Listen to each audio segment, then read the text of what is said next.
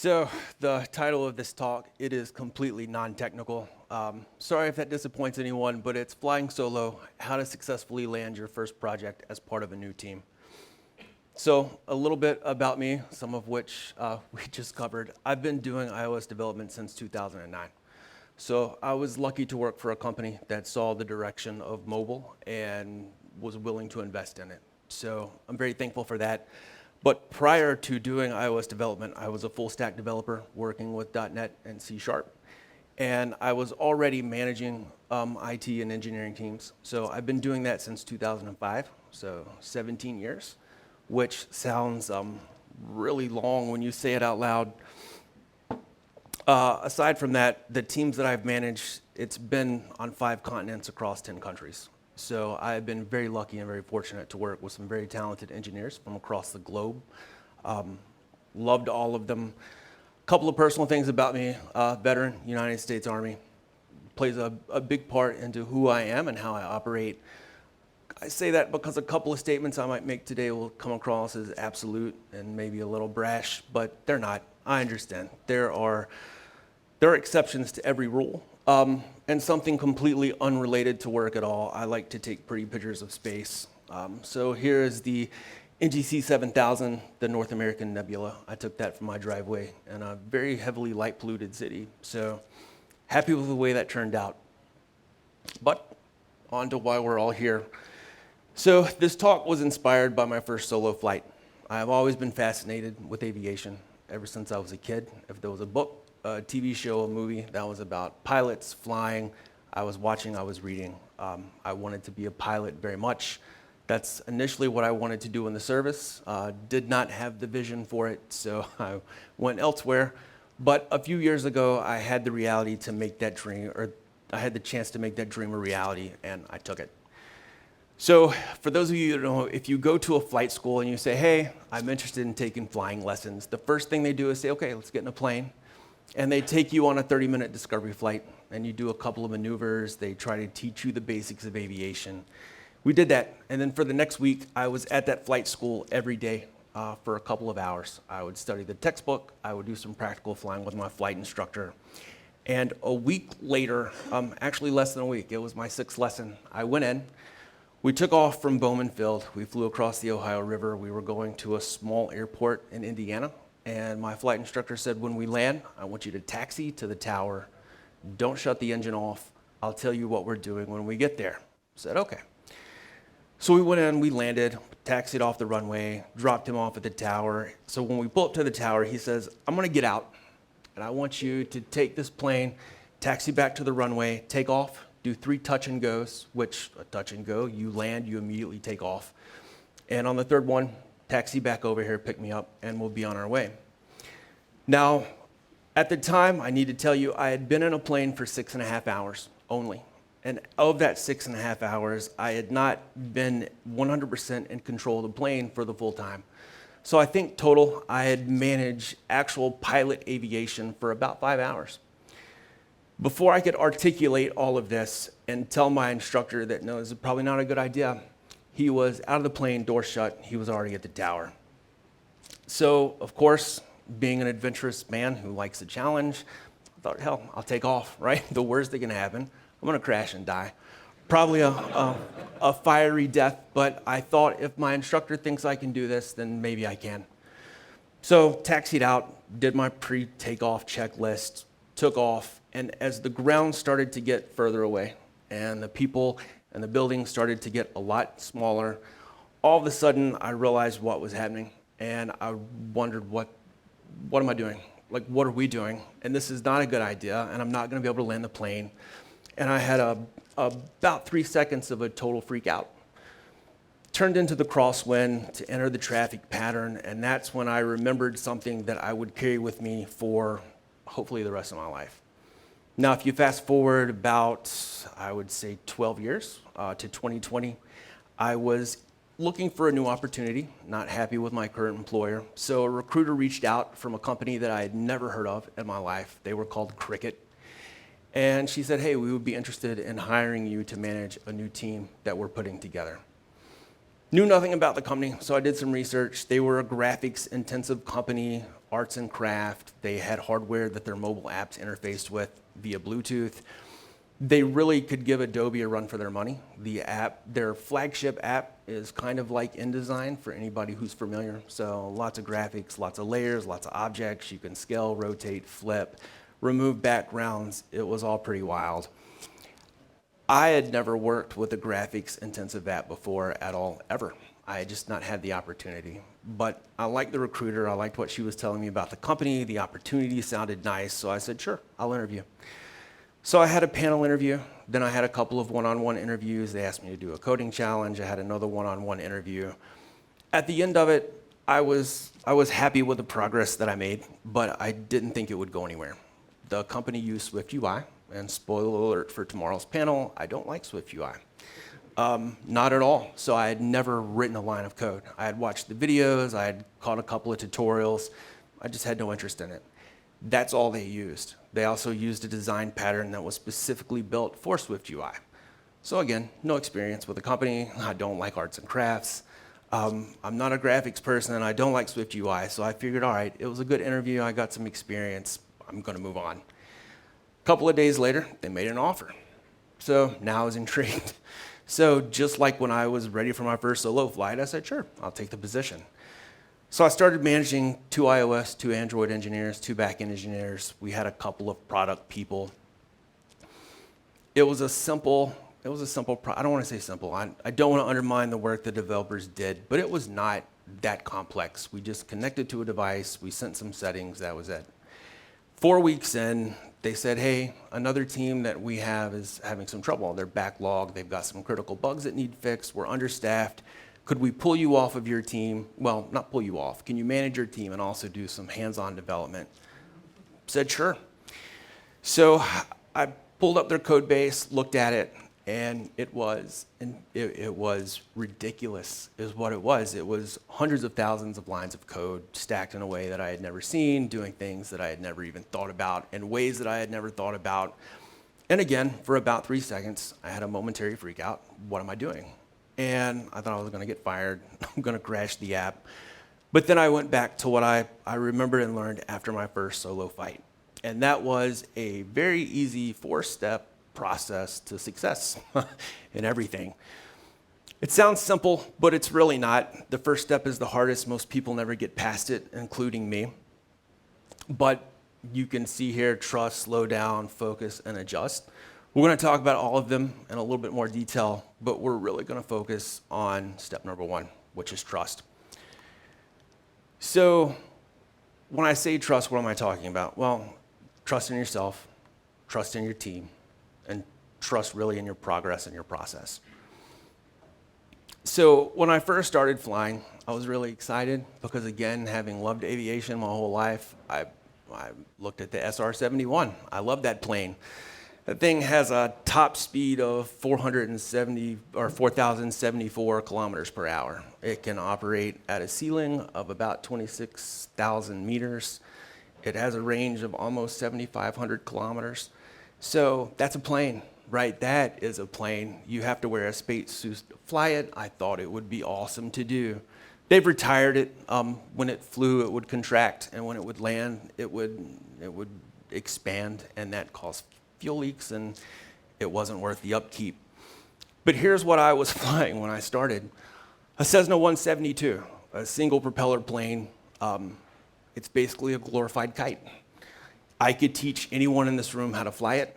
The first thing that they teach you to do when they take you up is to land with no engine, no electricity. It is literally a kite. You can glide it to the ground. So as I started flying, I had to ask myself, was I a real pilot? Because not 10 miles away, there was an international airport where Boeing 777s would take off, right?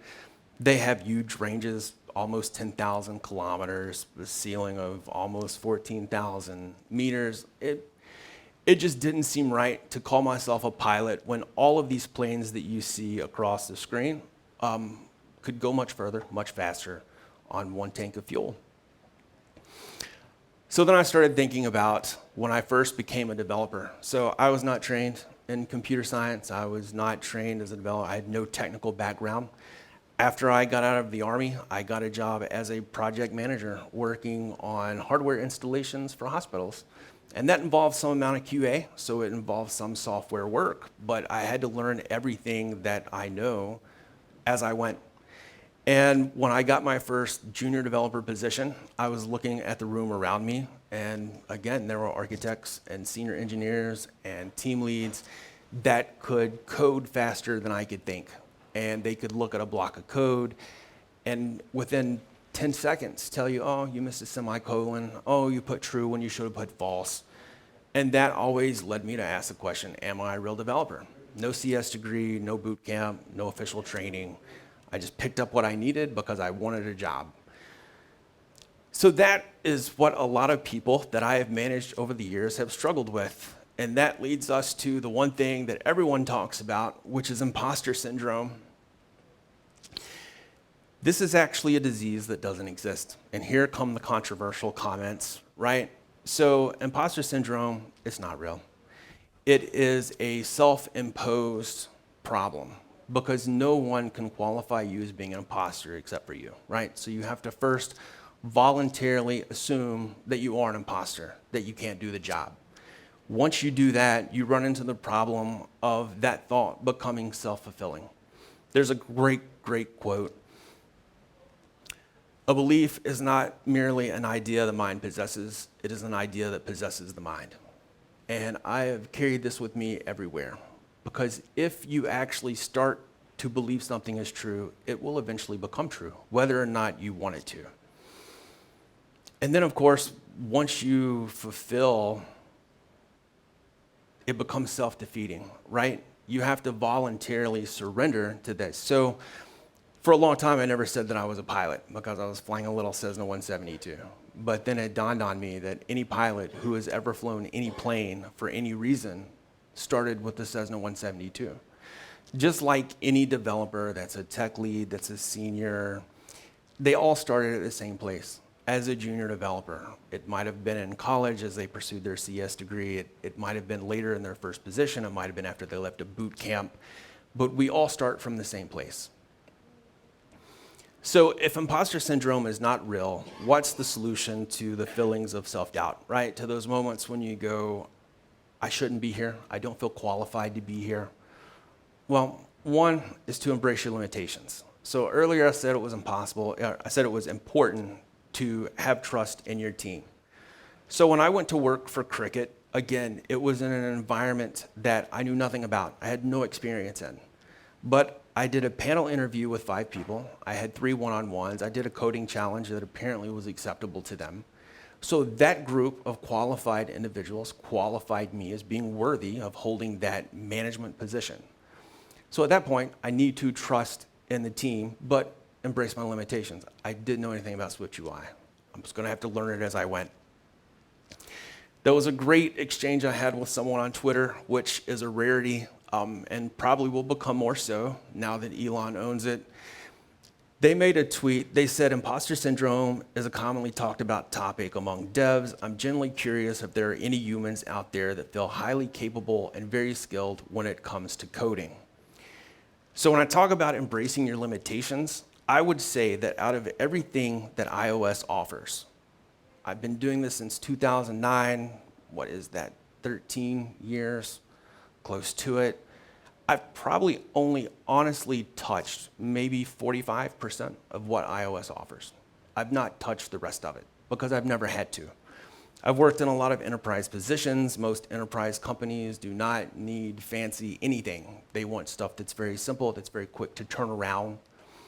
So I responded to her, and I've removed her name because I don't want people blowing her up. You can find this if you just search for these words. But I told her that coding was a very broad subject, right? And for me to answer, you'd have to significantly narrow that scope, right? Am I the best at algorithms? No, because I don't have to use them.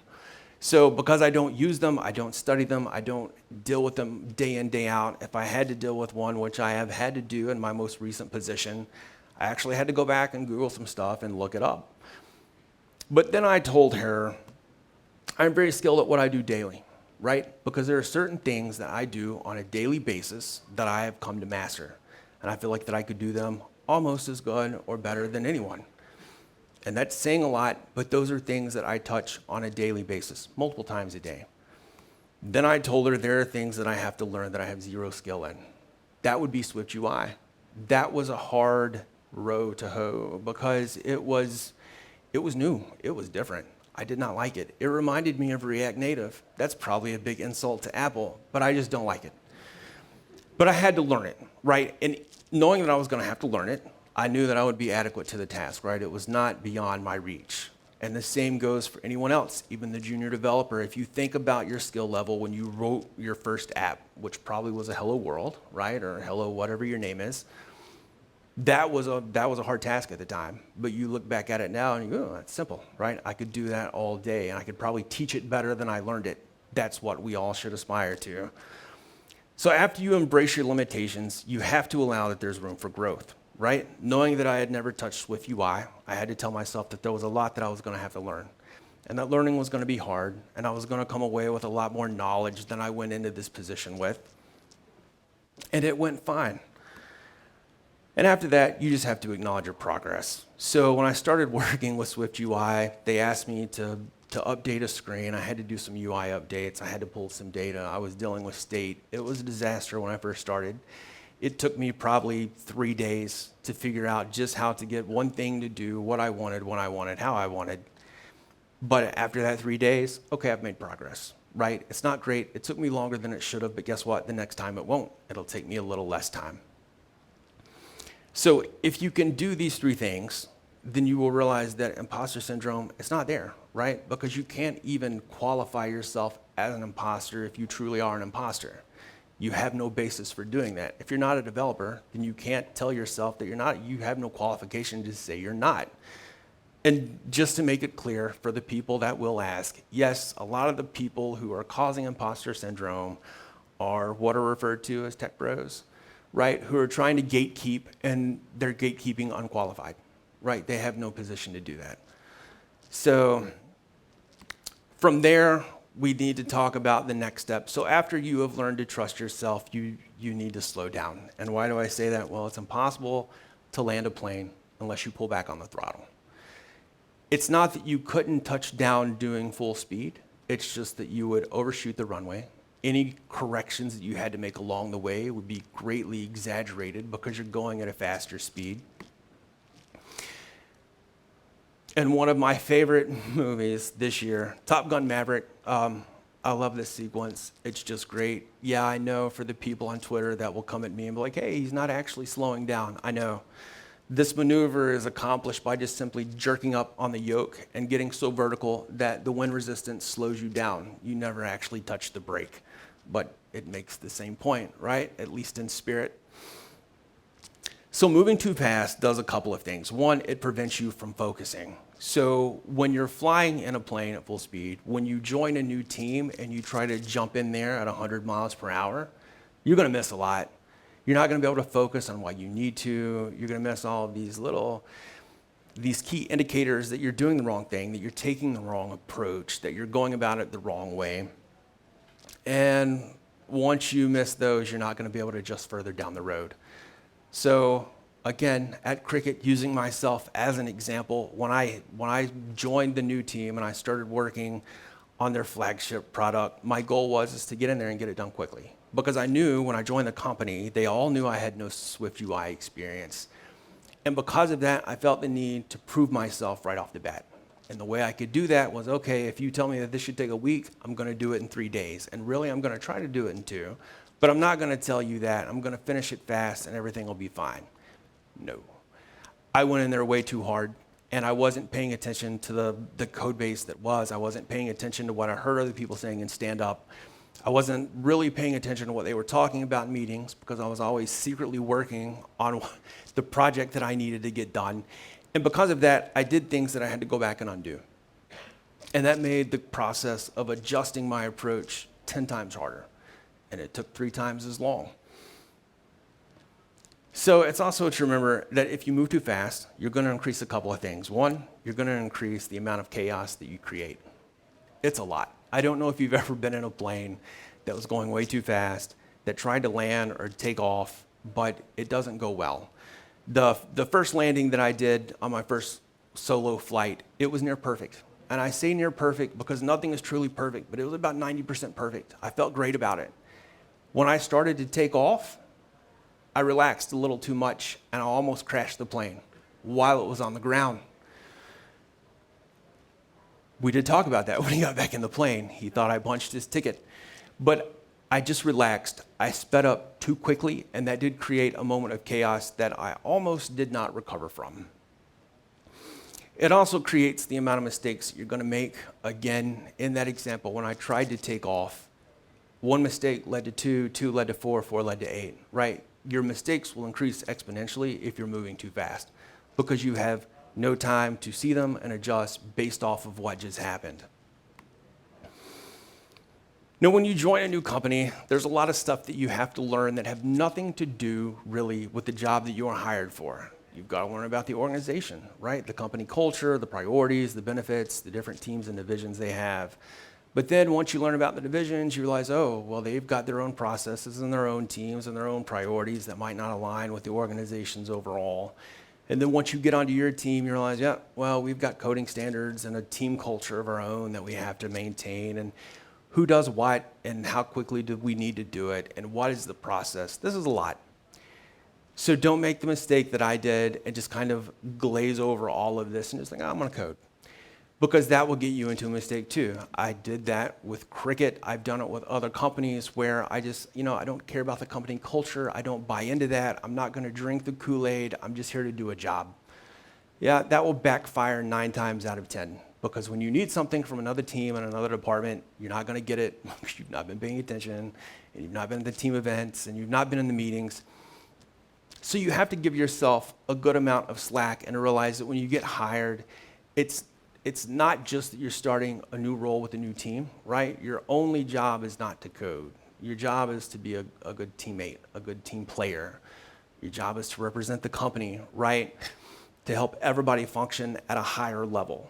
So give yourself some grace and realize that you can't do any of this unless you slow down. There's a saying that we have in the military, and this is going to be hard to explain unless you've ever been in a situation that was semi-life-threatening, but there's a saying that it's been around forever. They attribute it to the Navy SEALs. I don't know. I heard it when I was in the Army. So slow is smooth, and smooth is fast. And a lot of people have no idea what that means. If you've ever been shot at and you've ever been returning fire and you've had to reload, if you try to reload quickly, something's going to go wrong, right? Because you're moving too fast, your hands are going to be shaky, you've got the adrenaline rush that you have to account for, you might be trying to find cover.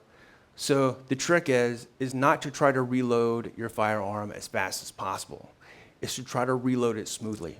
So a smooth draw of the magazine, a smooth insertion, and a smooth cocking to get it a round chambered. It's the same principle with coding. It's the same principle everywhere. This statement applies to everything that you do.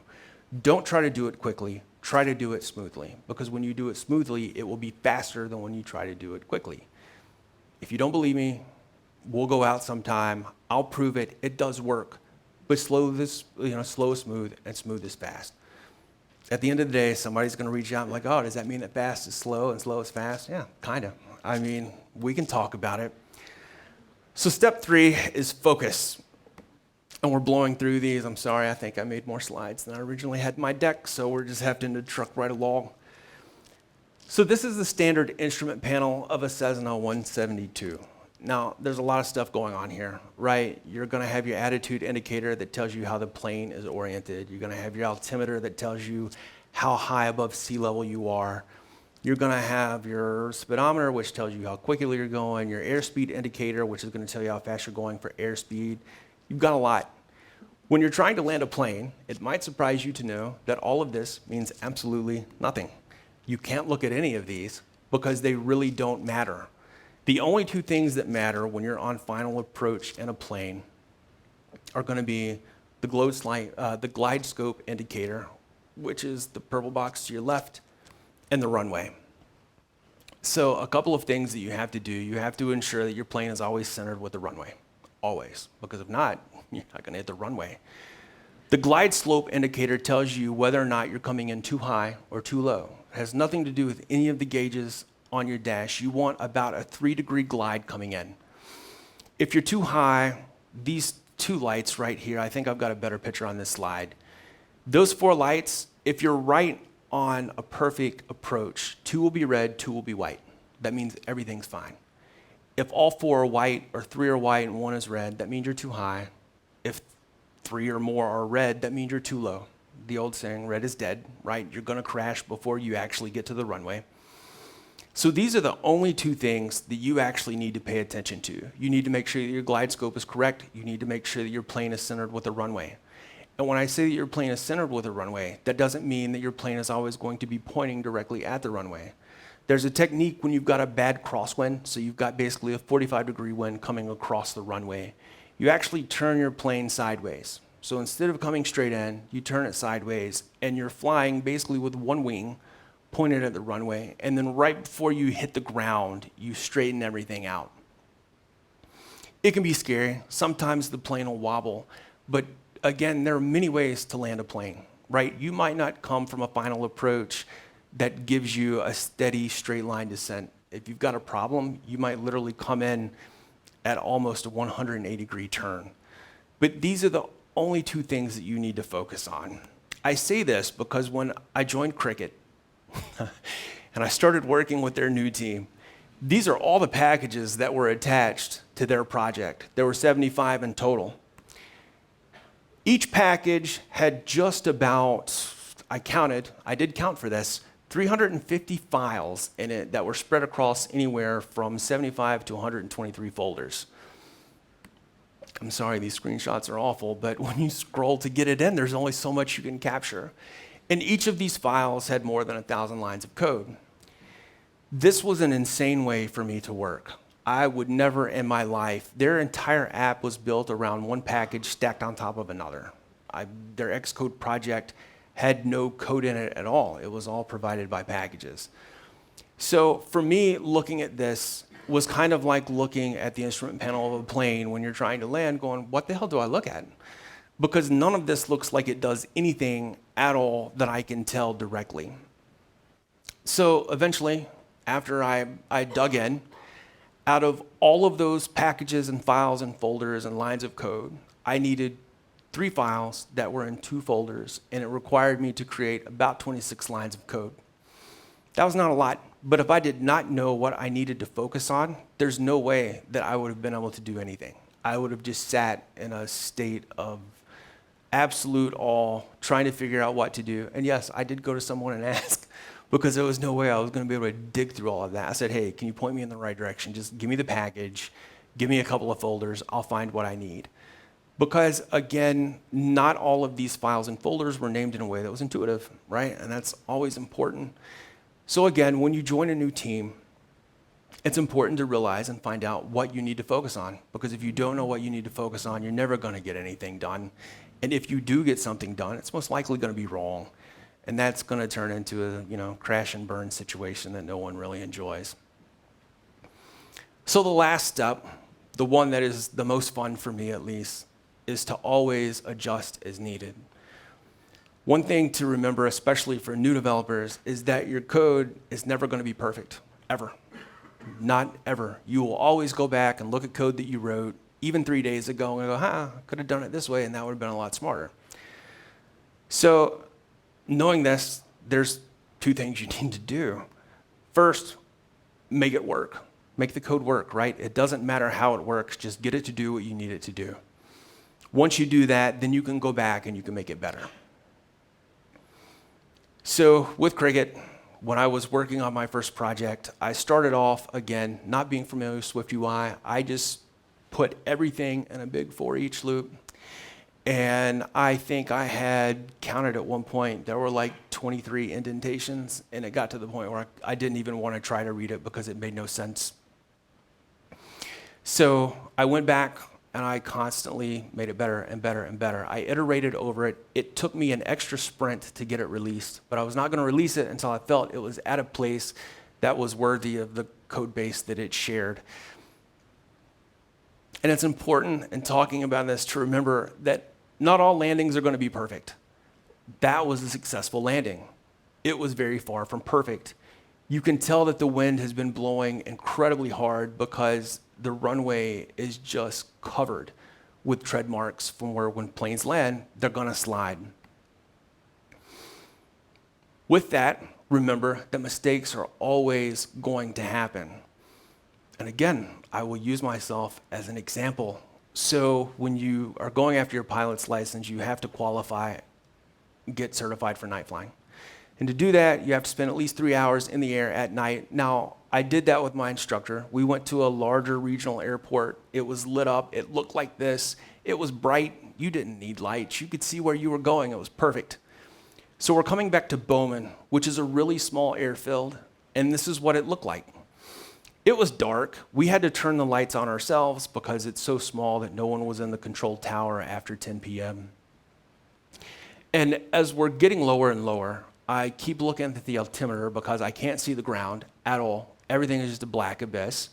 And I see that we're getting closer to sea level. And I say sea level because you don't ever want to just land at zero because sea level is typically not zero for most people. And I looked at my instructor and I was like, man, like we're getting really close to the ground. Where is it at? And he's like, well, you know, just try to land it. Okay, that's what I'm doing. So here's the thing. Here's what the runway should have looked like. So a little light, you can see the number of the runway, which is aligned with the compass coordinate, if anybody's curious about that. It's a little bit brighter. Now, I didn't see that because I forgot to turn this on, which is your landing light. So we're getting lower and lower, and I know at some point the ground's gonna hit, and I know it's coming up soon.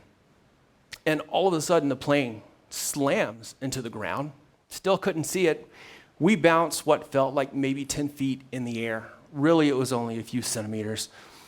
And then we hit again, and we hit again, and the plane was kind of rocking back and forth, and I got it under control, and I got it to brake, and as soon as I braked, my instructor leans down, and he said, it's always good to turn the landing light on, and he flipped it on. Now, a couple of things to note there. One, he could have reminded me that before we bounced off the ground. But the best way for me to learn, never to forget the landing light again, was to let me leave it off and hit the ground.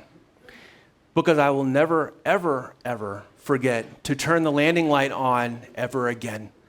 So as a manager, if you are one, if you're a team lead, don't be afraid to let some of your team members make mistakes, especially people who are new to the team. Because the only way, not just the best, but the only way that you learn is through a mistake.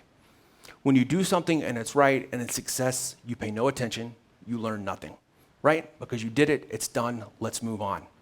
When you make a mistake and you have to go back and own it and you have to face it and you have to explain it, that's when you go, okay, well, I thought I was doing this, but really I was doing that, and therefore I won't do that ever again. So don't be afraid to make a mistake, right? I would have been terrified if he was like, hey, we're about ready to bounce. I would have freaked out because I'd have been like, well, I'm gonna break the plane. And then I'm gonna have to pay to fix the plane, and we're gonna come out with an injury of some sort. But I didn't. I made the mistake. It was fine. I went out flying the next day. And again, as a manager, let your people make mistakes and teach them. Don't berate them over it. He never said another word about it. He just turned it back off, and we taxied, and we got out, and we went home. So that is my very impressive 4 easy steps to complete any project that you have with any team, new or old. We went through that a little fast. Questions, comments, concerns about anything. It doesn't have to be about a slide deck.